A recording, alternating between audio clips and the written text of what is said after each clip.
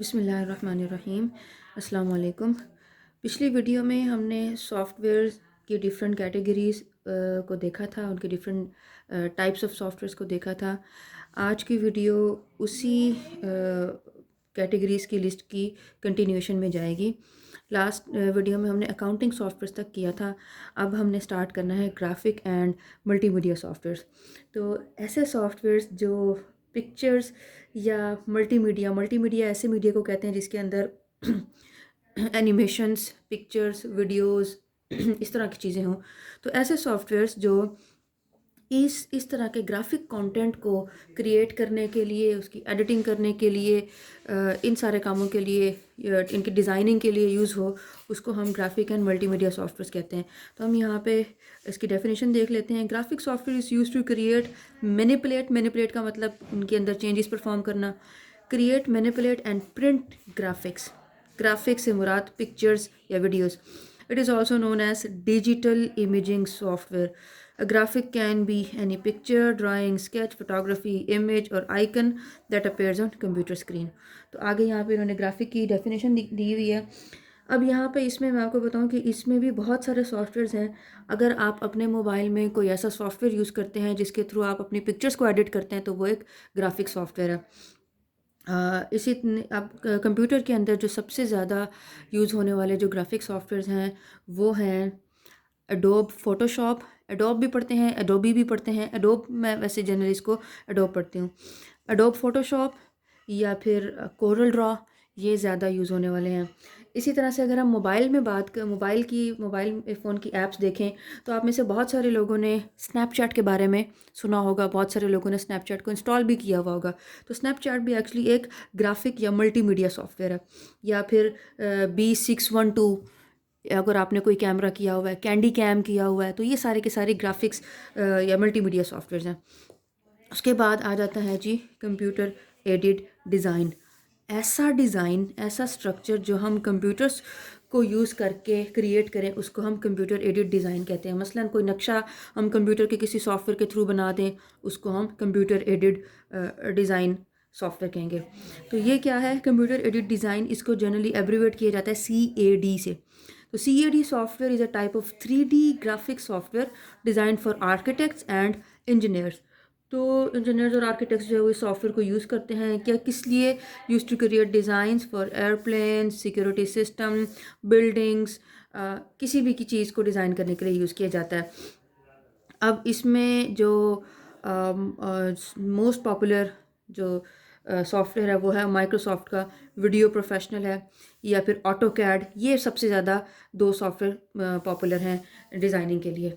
इसके बाद आ जाते हैं जी डेस्कटॉप पब्लिशिंग सॉफ्टवेयर। ऐसे सॉफ्टवेयर जिनके थ्रू डॉक्यूमेंट्स जो है वो प्रोफेशनल डॉक्यूमेंट्स क्रिएट करके उनकी प्रिंटिंग की जाए, उनकी शेयरिंग की जाए, उसको इस प्रोसेस को डेस्कटॉप पब्लिशिंग कहते हैं।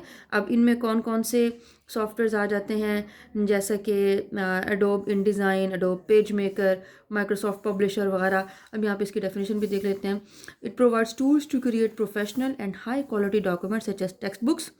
जैसे हमने इस बुक की बात की तो इसमें ये तो बहरहाल वर्ड में भी बन गई है। एनीवेज, न्यूज़ लेटर्स वगैरह वगैरह, जो बड़े बड़े क्या कहें पेनाफ्लेक्सीज होते हैं या बड़े बड़े साइन बोर्ड्स होते हैं, वो साइन बोर्ड्स किस तरह से डिज़ाइन किए जाते हैं वो एक्चुअली डेस्कटॉप जो इसमें माइक्रो डेस्कटॉप पब्लिशिंग की जो टेक्निक है इसको यूज़ करके डिज़ाइन किए जाते हैं।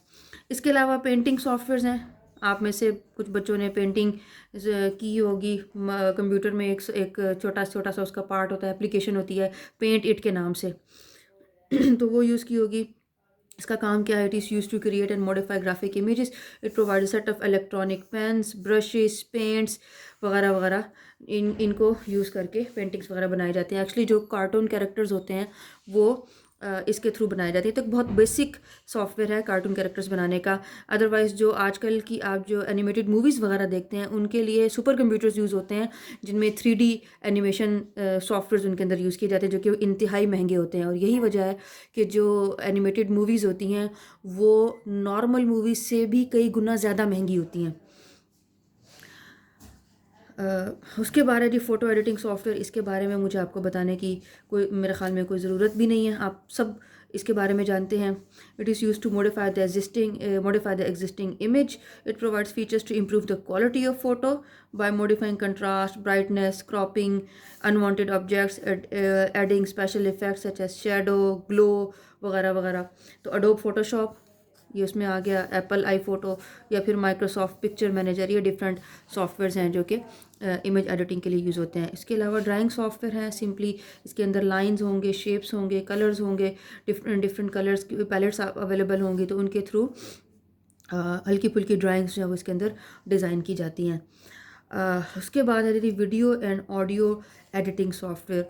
ये आजकल के टाइम में बहुत ज़्यादा यूज़ हो रहे हैं। जितने भी यूट्यूब के ऊपर वीडियोस बनाने वाले यूट्यूब चैनल्स वाले हैं वो इन्हीं सॉफ्टवेयर्स को यूज़ करते हैं और उसके हिसाब से इनको यूज़ करके अपनी रिक्वायरमेंट के अकॉर्डिंग अपनी वीडियोस को डिज़ाइन करते हैं। तो हम यहाँ पे इसको देख लेते हैं। Video editing software is use to modify video clips. मिसाल के तौर पे it is use to change the length of the video clip, या कोई इसके अंदर कोई स्पेशल इफेक्ट डालना हो, उसकी बैकग्राउंड वॉइस उसकी चेंज कर, बैकग्राउंड ऑडियो चेंज करनी हो, कोई डिस्क्रिप्शन उसके ऊपर डालनी हो, सबटाइटल्स डालने हो, ये सारी चीज़ें जो है वो वीडियो एडिटिंग सॉफ्टवेयर के थ्रू जो है वो परफॉर्म किए जाते हैं।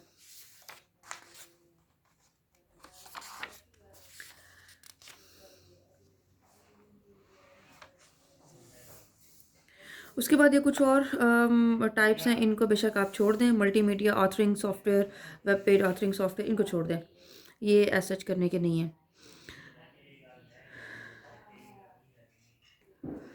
इसके बाद जो अगला टॉपिक आ रहा है 2.6 software for home, personal and educational use. इसमें जो ये जो स्टार्ट की जो कैटेगरीज़ हैं, पर्सनल फाइनेंस सॉफ्टवेयर से लेके होम डिज़ाइन लैंडस्केप सॉफ्टवेयर तक, इन सब को छोड़ दें। यानी पेज नंबर 78 को पूरे का पूरा छोड़ दें और 79 के ऊपर जो फर्स्ट टॉपिक है इसको छोड़ दें। नेक्स्ट जो आपने करना है वो है एजुकेशनल सॉफ्टवेयर। यहाँ से अब हम कंटिन्यू करेंगे। एजुकेशनल सॉफ्टवेयर्स ऐसे सॉफ्टवेयर्स होते हैं जो कि एजुकेशन में किसी न किसी तरीके से हेल्प करते हैं। वो हो सकता है कि हमारे पास कोई ऐसा कंटेंट हमें व्यू करवा दें जिससे हम लाइक हम अपना कोई लेक्चर व्यू कर सकें, कुछ प्रैक्टिकल उसके ऊपर परफॉर्म कर सकें, या फिर उसके थ्रू हमें किसी किस्म की ट्रेनिंग मिल जाए। तो ऐसे सॉफ्टवेयर जिनको जो एजुकेशन में लर्निंग पॉइंट ऑफ व्यू से किसी भी किस्म की हमें हेल्प करें, उनको हम एजुकेशनल सॉफ्टवेयर कहते हैं। तो मैं हम यहाँ पे देख लेते हैं। Educational software is used in education field to learn different skills. ठीक है जी, many software packages are available on different subjects. Students and common people can learn foreign languages and use of application software and use application software through education। चलिए, इसमें generally हम ये बता दें, आप देखें कि आपने बहुत सारी गेम्स खेली होंगी। कुछ गेम्स किसी उसमें कुछ गेम्स में आपको क्या करना होता है, कुछ गेम्स में क्या करना होता है। अगर कोई गेम आप ऐसी खेल रहे हैं जो कि आपके कैलकुलेशंस को इम्प्रूव करती है, या फिर कोई गेम आप ऐसी खेल रहे हैं जो कि आपकी वोकैबुलरी को इम्प्रूव करती है, तो उनको हम एजुकेशनल गेम्स या एजुकेशनल सॉफ्टवेयर्स हम कहेंगे।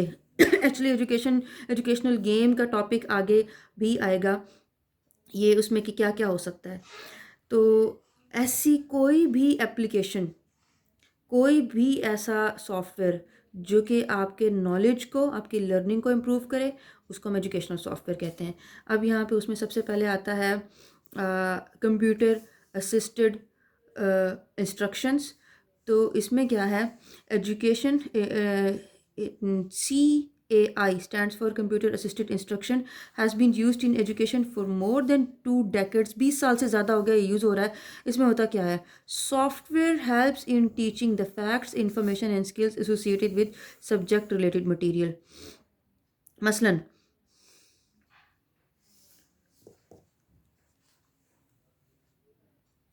कोई एक ऐसा सॉफ्टवेयर हो, जैसे आप थोड़ा सा एज्यूम करें, आप में से बहुत सारे बच्चे मैट्रिक में साइंस पढ़ के आए होंगे। फ़िज़िक्स के प्रैक्टिकल ठीक है आपने कर लिए होंगे, उनमें कोई ऐसा कोई ख़ास ज़िंदगी को ख़तरा नहीं होता। बायो के प्रैक्टिकल्स भी आपने कर लिए होंगे, उनमें भी कोई ऐसा सच इतना ज़्यादा जितना लेवल हम उनका कहें कि उनको उनसे ज़िंदगी को ख़तरा नहीं होता, किसी किस्म का थ्रेट नहीं होता। अब बात करते हैं केमिस्ट्री के प्रैक्टिकल्स की। केमिस्ट्री के प्रैक्टिकल में आपने डिफरेंट गैसेस भी बनाई होंगी। अगर आप अपनी प्रैक्टिकल नोटबुक को देखें तो उसके अंदर और भी डिफरेंट गैसेस, डिफरेंट जो प्रैक्टिकल्स थे वो उनकी डिटेल उसके अंदर होगी। मिसाल लेते हैं अमोनिया गैस की, अगर आप में से कुछ बच्चों ने किया हो, अ, तो ये एक ऐसी गैस है जिसको लैब में बनाते वक्त अगर मिस हैंडलिंग हो जाए तो इससे बहुत सारे लोग बेहोश हो जाते हैं। इसी तरह से समटाइम्स अगर हम डिफरेंट केमिकल्स की गलत प्रोपोर्शंस ऐड कर दें तो उससे धमाका भी हो सकता है, किसी भी किस्म के प्रॉब्लम्स भी आ सकते हैं। मैं आपको एक बात शेयर करती हूँ। मेरे अपने एक टीचर थे, मैट्रिक में एक टीचर थे जिनके पास हम ट्यूशन जाया करते थे। तो उनकी ना आईसाइट जो थी बहुत ही वीक थी, एक हल्का सा जैसे धुंधलापन, थोड़ी सी लाइट होती है उनको वैसे नज़र आता था। तो पूछने में पता चला कि वो अपनी स्टूडेंट लाइफ में प्रैक्टिकल कर रहे थे कि एक कोई केमिकल था जो कि एक्सप्लोड कर गया, फट गया, तो वो उनकी आंखों में चला गया। तो आंखों में जाने से उनकी जो बसारत है वो नेगेटिवली इफ़ेक्ट कर गई, उनकी जो आंखें हैं वो डैमेज हो गई। इसके अलावा एक और एग्जांपल भी थी, तो वो मेरी अपनी सिस्टर का एक्सपीरियंस था कि वो जब एफएससी में थी, कोई प्रैक्टिकल कर रहे थे, मुझे एग्जैक्टली याद नहीं है कि उनका प्रैक्टिकल था किस चीज़ के बारे में। तो वो डिफरेंट केमिकल्स को उन्होंने मिक्स किया, तो वो जैसे आपको कहते हैं कि छोटी सी चाइना डिश में होते हैं या किसी बेकर में होगा, उसके अंदर उन्होंने मिक्स किया और वो केमिकल जो था वो फट गया। फटने से क्या हुआ कि आसपास जितनी भी स्टूडेंट्स खड़ी हुई थी प्रैक्टिकल परफॉर्म करने वाली, उन सब की बॉडी के ऊपर कहीं ना कहीं पे जाके वो लगा, और वो इतना तेज़ केमिकल था कि उसने वहाँ पे बॉडी पे ज़ख्म कर दिए। मेरी सिस्टर और एक और स्टूडेंट थी जिनको जो कि सबसे ज़्यादा उससे इफ़ेक्ट हुए थे, तो फिर उनको इमीडिएटली डॉक्टर के पास लेके गए थे और अल्हम्दुलिल्लाह अल्हम्दुलिल्लाह दोनों ही ठीक हो गई बाद में। लेकिन बात बताने का मकसद ये है कि कुछ प्रैक्टिकल्स ऐसे होते हैं जिनको रियल लाइफ में परफॉर्म करने से लाइफ को ख़तरात खदशात लाहक हो सकते हैं। तो ऐसे प्रैक्टिकल्स को परफॉर्म करने के लिए डिफरेंट सॉफ्टवेयर्स अवेलेबल हैं जो कि ऐसे बिहेव करते हैं जैसे कि रियलिटी में वो केमिकल्स जो हैं वो बिहेव करेंगे। ये प्रैक्टिकल परफॉर्म करने के सॉफ्टवेयर सिर्फ केमिस्ट्री के नहीं हैं, और भी सब सब्जेक्ट्स के जो हैं वो अवेलेबल हैं। जैसे आप ये देखें, डॉक्टर्स हैं या कुछ और लोग हैं, इनमें बहुत सारे जो स्टूडेंट्स होते हैं उनको पहले उन प्रैक्टिकल की जो सॉफ्टवेयर हैं उनके ऊपर प्रैक्टिस कराई जाती है, फिर बाद में उनको ह्यूमंस के ऊपर जो है वो लाया जाता है। तो ये सारे इनको हम कहेंगे कंप्यूटर असिस्टेड इंस्ट्रक्शंस। आप में से अगर आप किसी को लॉजिक गेट्स याद हों, इंटर में अगर आप में से किसी ने लॉजिक गेट्स पढ़ी होंगी, एंड गेट, और गेट, नॉर गेट, तो उनके कॉम्बिनेशन से मज़ीद लॉजिक गेट्स भी निकलती हैं। तो वो उनके लिए भी कई सॉफ्टवेयर अवेलेबल हैं कि आप उनको इनपुट डिफरेंट प्रोवाइड करते जाएं, उसके हिसाब से रेलिवेंट आउटपुट जो है वो आपको मिलेगी। तो ये डिफरेंट सॉफ्टवेयर जो इस तरह के हो सकते हैं। अब उसके बाद अगला आ रहा है ड्रिल एंड प्रैक्टिस। ड्रिल का मतलब होता है ये भी, इसका भी प्रैक्टिस में ही इसका मीनिंग आते हैं। तो ये क्या है? ये provide factual information, allows the students to work on specific materials to memorise information through repetitive exercises. ठीक है जी। इसमें क्या है कि एक ही काम बार बार आप डिफरेंट एक्सरसाइजेज में परफॉर्म करें और उससे आपका जो नॉलेज है वो इम्प्रूव होगा। It is effective for learning basic skills and for remediation. Remediation क्या है? The process of reviewing content many times using alternative ways until a student grasps the concept. ये एक ऐसी टेक्निक है जो कि आजकल जितने भी बड़े स्कूल्स हैं या मॉन्टेसोरी लेवल्स हैं, छोटे छोटे बच्चों को इन वेज के थ्रू जो है वो लर्निंग दी जाती है। अगर आप इसको स्कूल लेवल पे या इस तरह के लेवल पे ना भी देखें तो आप ये देखें कि आजकल के बच्चे जो हैं वो कार्टून देखते हैं। एक कार्टून जब वो बार बार देखते हैं तो वो कार्टून के कॉन्सेप्ट्स, उसके डायलॉग्स जो हैं वो याद हो जाते हैं। तो इसको हम कह सकते हैं कि ड्रिल एंड प्रैक्टिस है। तो ऐसा सॉफ्टवेयर जो कोई इस तरह का कंटेंट, इस तरह का मटेरियल आपको प्रोवाइड करे जो कि रिपीटेडली आपके सामने प्रेजेंट हो और उससे आप उसको उसके कॉन्सेप्ट्स को ग्रैस्प कर लें, उसको याद कर लें, मेमोराइज कर लें, तो उनको हम ड्रिल एंड प्रैक्टिस सॉफ्टवेयर कहते हैं। और ये आते हैं एजुकेशनल सॉफ्टवेयर की कैटेगरीज में। उसके बाद आ जाती हैं एजुकेशनल गेम्स। इनके बारे में मैं आपको ऑलरेडी बता चुकी हूँ। फिर ट्यूटोरियल्स आते हैं। ट्यूटोरियल्स में भी ये भी ऐसे हल्के फुल्के सॉफ्टवेयर्स होते हैं जिनमें कोई भी पर्टिकुलर टास्क परफॉर्म करने का स्टेप बाय स्टेप प्रोसीजर उसके अंदर दिया हुआ होता है। उसके अलावा आ जाते हैं जी साइमुलेशंस। साइमुलेशन, अच्छा ये जो मैंने अभी आपको मैंने बताया था कि केमिस्ट्री के प्रैक्टिकल वाली जो एग्जांपल मैंने आपको दी थी वो साइमुलेशन के अंडर भी आती है। साइमुलेशन एक्चुअली होती क्या है, ये रियल लाइफ को क्या कहें, इनके अंदर टास्क ऐसे परफॉर्म होता है जैसे एक्चुअली रियल लाइफ में परफॉर्म हो रहा था, लेकिन होता वो सारा वर्चुअल ही है। एक तो मैंने प्रैक्टिकल की एग्जांपल दे दी, इसके अलावा आप में से बहुत सारे लोगों ने हो सकता है सुना हुआ हो कि जो हवाई जहाज़ों के जो पायलट्स होते हैं इनकी ट्रेनिंग किस तरह से स्टार्ट होती है। एक बंद कमरे में उनको एक ऐसा एनवायरनमेंट दिया जाता है, एक ऐसी सीट प्रोवाइड की जाती है जो कि बिल्कुल ऐसी होती है जैसे कि वो किसी हवाई जहाज़ की सीट होती है। उसके आसपास सारे बटन्स लगे हुए होते हैं और उनके सामने खिड़की की बजाय कंप्यूटर की स्क्रीन रखी हुई होती है और उसके ऊपर उनको सारा व्यू ऐसे नज़र आ रहा होता है जैसे कि वो हवाई जहाज़ के अंदर से बैठकर बाहर की तरफ देख रहे होते हैं।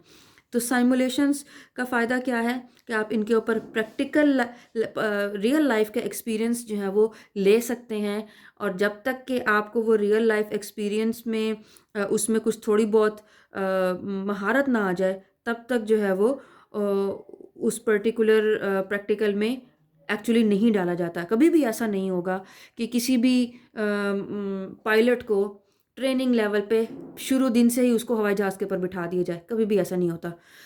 पहले उसको साइमुलेशंस के ऊपर ट्रेनिंग दी जाती है। साइमुलेशंस को जब वो क्लियर करता है फिर उसके बाद वो हवाई जहाज़ में बैठता है, वो भी एक किसी सीनियर पायलट के साथ as a junior pilot, assistant pilot वहाँ पे बैठता है, फिर उसकी लर्निंग होती है, फिर उसके बाद वो फिर आगे काम करता है। तो ये एजुकेशनल साइमुलेशंस हो गई। उसके बाद इंटीग्रेटेड लर्निंग सिस्टम, इसको बेशक छोड़ दें। अब आगे जितने भी हैं इन सारी चीज़ों को छोड़ दें, ये एज सच इतनी इम्पॉर्टेंट नहीं है। इसके बाद नेक्स्ट आ जाएं एंटरटेनमेंट सॉफ्टवेयर पे। एंटरटेनमेंट सॉफ्टवेयर सिंपली आपको पता है ऐसे सॉफ्टवेयर हैं जिनको हम यूज़ करते हैं अपनी अच्छे टाइम पास के लिए, अच्छी लर्निंग के लिए, नॉलेज इन्हांस कर, नॉलेज तो खैर इसमें फैक्टर इसमें नहीं आता, तो इन्जॉयमेंट के लिए हम इसको एक्चुअली यूज़ करते हैं। उनमें क्या क्या आते हैं, इंटरेक्टिव गेम्स हैं, वीडियोज़ हैं, गेम्स लाइक किसी भी किस्म की गेम, कोई गन शूटिंग गेम है, कोई बबल्स की गेम है, किसी भी किस्म की गेम है। और कुछ वीडियोज़ ऐसी हैं जिनको देख के, जैसे आप ये देखें कि आप में से जितने भी बच्चे हैं, यूट्यूब को हम किस पर्पज़ के लिए यूज़ करते हैं। ये तो आजकल चूँकि एक मजबूरी है कि आपने अपने लेक्चर्स जो हैं वो यूट्यूब के ऊपर देखने हैं, सुनने हैं, प्रिपेयर करने हैं। अदरवाइज़ तो यूट्यूब जो है वो किस पर्पज़ के लिए यूज़ होती है, ड्रामा वगैरह देखने के लिए, कोई वीडियो देखने के लिए, कोई न्यूज़ देखने के लिए, कोई भी इस तरह की वीडियो देखने के लिए। तो ये सारे के सारे क्या हैं, एंटरटेनमेंट के एस्पेक्ट्स हैं। उसके बाद आ जाते हैं जी कम्युनिकेशन के लिए सॉफ्टवेयर्स कौन कौन से हैं। ये थोड़ा इम्पॉर्टेंट टॉपिक है। सबसे पहले है ईमेल सॉफ्टवेयर्स। ईमेल का मतलब क्या है? ईमेल एक्चुअली दो वर्ड से बना है, वो है इलेक्ट्रॉनिक मेल, ऐसी डाक जो कि इलेक्ट्रॉनिक डिवाइसेस के थ्रू कम्युनिकेट हो, उसको हम इलेक्ट्रॉनिक मेल कहते हैं। अभी एक्चुअली है क्या? It is the exchange of text, messages and files through the internet. ये कॉन्सेप्ट इंपॉर्टेंट है। Messages can be in the form of graphics. वो मैसेज क्या हो सकता है? पिक्चर्स भी हो सकती हैं, ऑडियो भी हो सकती हैं, वीडियो भी हो सकती हैं, या फिर सिंपल सीधा साधा टेक्स्ट भी हो सकता है। अब ईमेल क्या है? ये फास्टेस्ट वे है किसी भी इंफॉर्मेशन को एक जगह से दूसरी जगह कम्युनिकेट करने का। तो ऐसे सॉफ्टवेयर जो कि ईमेल्स के लिए यूज़ होते हैं उनको हम ईमेल सॉफ्टवेयर्स कहते हैं। ईमेल सर्वर जो है इसके लिए यूज़ होते हैं। इंटरनेट के ऊपर डिफरेंट ईमेल सर्वर्स अवेलेबल हैं, जैसे याहू है, जीमेल है, हॉटमेल है, वगैरह वगैरह। उसके बाद आ जाता है जी FTP। FTP stands for file transfer protocol. ये एक ऐसा सेट ऑफ इंस्ट्रक्शंस है, या इन अदर वर्ड हम इसको सॉफ्टवेयर भी कह सकते हैं हल्का फुल्का। ये एक ऐसी चीज़ है जो कि किस पर्पज़ के लिए यूज़ होती है, इसका नाम ही अगर हम देखें तो इसमें क्या है, फ़ाइल और ट्रांसफ़र। ये एक प्रोटोकॉल कहते हैं सेट ऑफ रूल्स को। तो ये एक ऐसा सेट ऑफ रूल है जो कि फ़ाइल्स को एक जगह से दूसरी जगह ट्रांसफ़र करने के लिए यूज़ होता है। मसलन मैंने एक वीडियो जो है वो मैंने सेंड की किसी को, मिसाल के तौर पे मैं आपको सेंड करी है, या फिर ये वीडियो मैंने यूट्यूब के ऊपर अपलोड की है। तो यूट्यूब के ऊपर डाटा डालने के लिए कोई ना कोई रूल्स होंगे, कोई ना कोई उसकी इंस्ट्रक्शंस होंगी। तो वो मुझे नहीं पता, वो इस डिवाइस को पता है। वो मेरे मोबाइल फ़ोन को पता है, वो कंप्यूटर को पता है, वो यूट्यूब वालों को पता है। ठीक है, तो वो इंस्ट्रक्शंस या वो रूल्स जो फॉलो करके मेरी वीडियो मेरे मोबाइल से यूट्यूब की वेबसाइट के ऊपर जा रही है, तो उसके लिए कोई जो सेट ऑफ रूल्स यूज़ होगा उसको हम कहेंगे फ़ाइल ट्रांसफ़र प्रोटोकॉल। ये फ़ाइल्स को अपलोड करने के लिए भी यूज़ होता है और फाइल्स को डाउनलोड करने के लिए भी यूज़ होता है। तो आगे इसको देख लेते हैं। It is used on internet for sending files from one place to another. ये वन प्लेस टू अनदर से मुराद ये नहीं है कि मेरे घर से आपके घर तक, ये मेरे घर से किसी और के घर तक। वन प्लेस से मुराद, वन प्लेस टू अनदर से मुराद one device to another device है। एक डिवाइस से दूसरे डिवाइस तक डाटा कैसे जाएगा, उसके लिए फाइल ट्रांसफ़र प्रोटोकॉल्स जो हैं वो यूज़ होंगे। अब यहाँ पे क्या है, audio video graphics and data files can be uploaded और डाउनलोडेड यूजिंग दिस प्रोटोकॉल। आगे उनके नाम दिए हुए हैं, WSFTP या फिर QTFTP, ये इनके नाम बेशक आप छोड़ दें। उसके बाद है जी न्यूज़ ग्रुप। न्यूज़ ग्रुप क्या होता है? न्यूज़ ग्रुप ये एक ऐसा सॉफ्टवेयर है जो कि डिफरेंट ग्रुप्स को, सिमिलर इंटरेस्ट वाले लोगों के ग्रुप्स बना के उनको आपस में कम्युनिकेट करवाता है। ये बहुत पहले की बातें हैं, पहले ये चीज़ें होती थी। आजकल अगर हम देखें इसको ज़्यादा क्लियरली इसको देखें तो जैसे फेसबुक के ऊपर कोई ग्रुप बनाया हुआ है, मसलन कोई एक सेलिब्रिटी है और उसके जितने भी फैंस हैं उनको एक जगह पे इकट्ठा करने के लिए, उस पर्टिकुलर सेलिब्रिटी का कंटेंट जो है वो व्यू कराने के लिए वहाँ पे उसका अपना पेज बना दिया जाए और उस सेलिब्रिटी को जितने भी लोग पसंद करते हैं वो सारे के सारे उस पेज को लाइक कर दें। या फिर कोई आज जैसे आप लोग देख लें कि आपके व्हाट्सएप के ऊपर डिफरेंट ग्रुप्स बने हुए हैं। व्हाट्सएप के ऊपर एक ग्रुप बनाया हुआ होगा किसी एक सब्जेक्ट का, दूसरा ग्रुप बनाया हुआ होगा किसी और सब्जेक्ट का। तो किसी भी पर्टिकुलर कॉमन इंटरेस्ट वाली जो चीज़ होगी उसको लेके जो ग्रुप बनाए जाएंगे उनको न्यूज़ ग्रुप। यहाँ पे न्यूज़ से मुराद एक्चुअली न्यूज़ तो नहीं है कि जिसके ऊपर न्यूज़ शेयर होंगी। तो यहाँ पे इसको हम देखें, people exchange information on a vast range of topic such as news, recreation मतलब इंजॉयमेंट का कंटेंट, बिजनेस, साइंस और कंप्यूटर वगैरह वगैरह। डिफरेंट किसी भी किस्म का जो जिनका कॉमन इंटरेस्ट का जो टॉपिक होगा वो उसके अंदर जो है वो शेयर करेंगे। अब यहाँ पे इसकी बेसिक डेफिनेशन भी यहाँ पे लिखी हुई है। न्यूज़ ग्रुप क्या होता है? It is a global electronic bulletin board system. तो ये मोटे मोटे लफ्ज़ हैं, इनको बस ज़रा हज़म कीजिएगा। उसके बाद है जी, न्यूज़ ग्रुप में require a news reader software, it is in पर, इसको छोड़ दें। उसके बाद है चैटिंग एंड इंस्टेंट मैसेजिंग। ये एक ऐसे सॉफ्टवेयर की कैटेगरी है जिसके थ्रू हम एक डिवाइस से दूसरे डिवाइस तक जल्दी जल्दी मैसेजेस जो हैं वो सेंड कर सकते हैं, चैटिंग कर सकते हैं। ये आज से तकरीबन 10-15 साल पहले याहू चैट रूम्स या इसके अलावा और भी डिफरेंट चैट रूम्स जो होते थे वो अवेलेबल होते थे।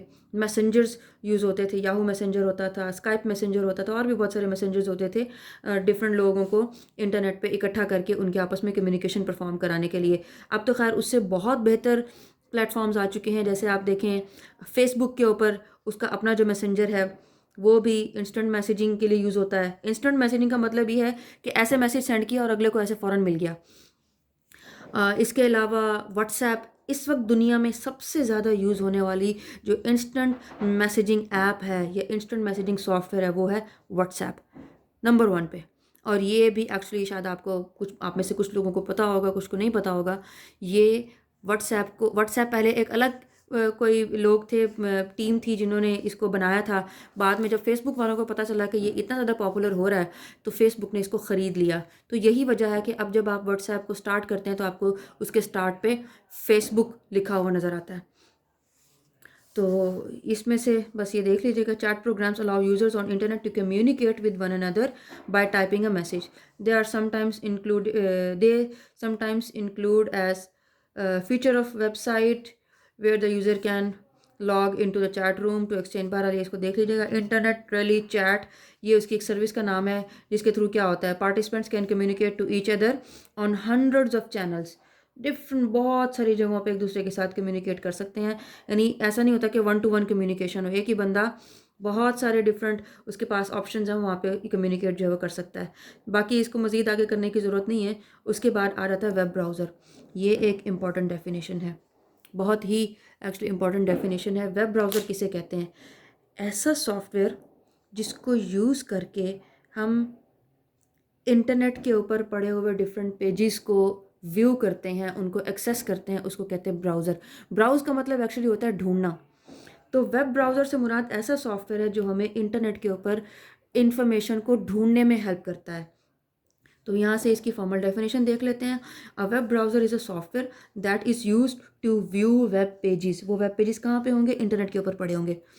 It acts as an interface between the user and the internet. ये इंटरफेस कहें, इंटरफेस से मुराद क्या है? ये एक दरमियान क्या कहें, third party, as a third person, दो लोगों के दरमियान एज अ थर्ड पार्टी जो है वो बिहेव करता है। यानी एक तरफ यूज़र है और एक तरफ जो है वो वेब पेज है, वेबसाइट के ऊपर पड़े हुए जितना कंटेंट है। जो वेब ब्राउज़र है वो उन दोनों के दरमियान कम्युनिकेशन का चैनल होता है। अच्छा, ये क्या क्या करा सकता है? टेक्स्ट को डिस्प्ले करा सकता है, ग्राफिक्स को डिस्प्ले करा सकता है, कुछ सॉफ्टवेयर्स हैं उनको भी रन करा सकता है, जैसे हमने पीछे कहा था कि ऑनलाइन कोई गेम्स हैं वो उसके ऊपर रन होना शुरू हो जाएंगी, वगैरह वगैरह वगैरह। ठीक है जी। A browser is often included in the operating system. Mostly browser जो है वो हमारे विंडोज़ के अंदर मौजूद होता है, या अगर हमारे पास एंड्रॉयड फ़ोन है तो उसके अंदर ऑलरेडी मौजूद होता है। कौन कौन से ब्राउज़र हैं दुनिया में? अगर विंडो की हम बात करें तो विंडो के अंदर ऑलरेडी एक ब्राउज़र मौजूद होता है जिसका नाम होता है इंटरनेट एक्सप्लोरर। उसको शॉर्ट फॉर्म में IE कहते हैं। और इसके अलावा फायरफॉक्स है, इसके अलावा ओपरा है। लेकिन दुनिया में सबसे ज़्यादा यूज़ होने वाला जो ब्राउज़र है उसका नाम है गूगल का क्रोम, गूगल क्रोम। ठीक है जी। अब इसमें हाँ जी, यहाँ पे लिखा हुआ है इंटरनेट एक्सप्लोरर जो है वो विंडोज़ के अंदर इंक्लूड होता है। सफारी जो है वो जो एप्पल के जो कंप्यूटर्स हैं उनके अंदर इंक्लूडेड होता है। उसके बाद है जी इंटरनेट टेलीफोनी। इंटरनेट टेलीफोनी से मुराद क्या है कि इंटरनेट कनेक्शन को यूज़ करके, फ़ोन लाइन कनेक्शन को यूज़ करके लोग एक दूसरे से बात करते हैं इंटरनेट के थ्रू। ये आज का कॉन्सेप्ट नहीं है, अभी आजकल ये इतना ज़्यादा नहीं चलता। ये तकरीबन वही 10-15 साल पहले, या शायद इससे भी पहले बहुत अरसा ये चीज़ चलती रही थी कि जिसके घर लैंडलाइन कनेक्शन होता था, लैंडलाइन यानी PTCL का फ़ोन कनेक्शन होता था, तो वो उसी कनेक्शन को यूज़ करके अपने जब कंप्यूटर के अंदर उसकी पिन इंसर्ट करते थे मोडेम के थ्रू, तो वही कंप्यूटर उनका इंटरनेट के साथ कनेक्ट हो जाता था। उसके लिए उनको इंटरनेट का कार्ड लेना पड़ता था, बैलेंस उसका उसके ऊपर लिमिटेड बैलेंस होता था, वो यूज़ होता था। और फिर उसके बाद क्या होता था, उसी लाइन को यूज़ करके लोग एक दूसरे से इंटरनेट के ऐप्स के ऊपर बात करते थे। यानी ऐसा समझें कि इंटर फ़ोन लाइन के थ्रू जो इंटरनेट कनेक्शन आपके पास अवेलेबल है उसके थ्रू आप किसी से बात कर लें। आज के टाइम पे अगर हम इसको रिलेट करें तो जितनी भी हम व्हाट्सएप के ऊपर वॉइस कॉल्स करते हैं या फेसबुक के मैसेंजर के थ्रू वॉइस कॉल्स करते हैं या ऐसी और ऐप्स हैं जैसे ईमो हो गई या लाइन हो गई, इस तरह की जितनी भी ऐप्स हैं वो सारी की सारी इंटरनेट टेलीफोनी में आती हैं। इंटरनेट अब यहाँ पे आगे देख लेते हैं। Internet telephone is use to talk to other people over the internet. Internet के थ्रू जब किसी भी हम दूसरे पर्सन से जब हम बात करेंगे उसको हम इंटरनेट टेलीफोनी कहते हैं। It is also called voice over internet protocol, voice over IP, voice over internet protocol. It uses the internet to connect a calling party and one or more called parties, या बहरहाल इसको छोड़ दें, ये conference calling, ये video conference, इस तरह की बात इसके अंदर आ रही है जो कि आगे अगले टॉपिक में भी आ रही है। वीडियो कॉन्फ्रेंसिंग क्या होती है? ऐसी वीडियो कॉल जिसमें 2 से ज़्यादा लोग पार्टिसिपेट कर रहे हो उसको वीडियो कॉन्फ्रेंस कहते हैं। ठीक है, इसकी एग्जांपल आपने देखी होगी आजकल जो जूम, आप में से बहुत सारे लोगों को पता होगा, जूम की जो कॉल होती है वो वीडियो कॉन्फ्रेंसिंग में आती है। 2 से ज़्यादा लोग उसके अंदर पार्टिसिपेट कर सकते हैं। बल्कि अभी कुछ अर्सा पहले, मेरे ख्याल में 2 साल हो गए हैं, व्हाट्सएप ने भी ये फ़ीचर इंट्रोड्यूस करवा दिया था, शायद इससे भी ज़्यादा हो गया है। पहले व्हाट्सएप के ऊपर जब हम किसी को वीडियो कॉल करते थे तो सिर्फ 2 बंदे उसके अंदर पार्टिसिपेट कर सकते थे, एक जिसने कॉल की है और दूसरा जिसको कॉल की जा रही है। लेकिन बाद में ये फ़ीचर उसके अंदर इंट्रोड्यूस कराया गया कि 2 से ज़्यादा मेंबर्स, 4, 5, 6 मैक्सिमम मेंबर्स का मुझे आइडिया नहीं है, ज़्यादा लोग उसके अंदर जो है वो पार्टिसिपेट कर सकते हैं। तो उसको हम कहते हैं वीडियो कॉन्फ्रेंस। तो वीडियो कॉन्फ्रेंस क्या है? It uses the video and computer technology to conduct a meeting between participants at 2 or more geographically separate locations. अलग अलग जगहों पे बैठे हुए लोगों के दरमियान कॉन्फ्रेंस का या मीटिंग का सा समा पैदा करने के लिए जो सॉफ्टवेयर यूज़ होते हैं उनको हम वीडियो कॉन्फ्रेंसिंग कहते हैं। तो बाकी आगे इसके अंदर इसी की ही मज़ीद थोड़ा बहुत कुछ डिटेल दी हुई है। तो ये आपका जो कोर्स कंटेंट का जो टॉपिक है सॉफ्टवेयर्स का, ये हमने इसमें कवर कर लिया है। तो अब उसके बाद जो नेक्स्ट टॉपिक है हमारा ऑपरेटिंग सिस्टम का, वो हम नेक्स्ट वीडियो में करेंगे। अल्लाह हाफिज़।